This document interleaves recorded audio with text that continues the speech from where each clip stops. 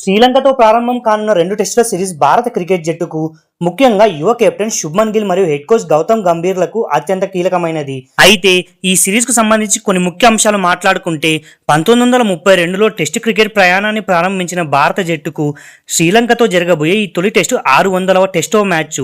ఇది భారత క్రికెట్ చరిత్రలో ఒక అపురూప ఘట్టం. ఇక రెండవ విషయం ఏంటంటే ఈ చరిత్రాత్మక 600వ టెస్ట్ మ్యాచ్ మన స్వాతంత్ర దినోత్సవం రోజునే ప్రారంభం కావడం గర్వకారణమని కెప్టెన్ శుభ్మన్ గిల్ పేర్కొన్నారు. ప్రస్తుతం టీమిండియా పట్టికలో 48.15% పాయింట్లతో 5వ స్థానంలో ఉంది. లండన్లోని ది ఓవెల్ వేదికగా జరిగే ప్రపంచ టెస్టు ఛాంపియన్షిప్ ఫైనల్కు అర్హత సాధించాలంటే భారత్ రాబోయే మ్యాచ్లో కనీసం 7 టెస్టులు గెలవాల్సి ఉంది. అయితే భారత్ ముందున్న 9 టెస్టుల్లో శ్రీలంకతో 2, న్యూజిలాండ్తో 2 మరియు ఆస్ట్రేలియాతో జరిగే బోర్డర్ గవాస్కర్ ట్రోఫీ 5 టెస్టులున్నాయి.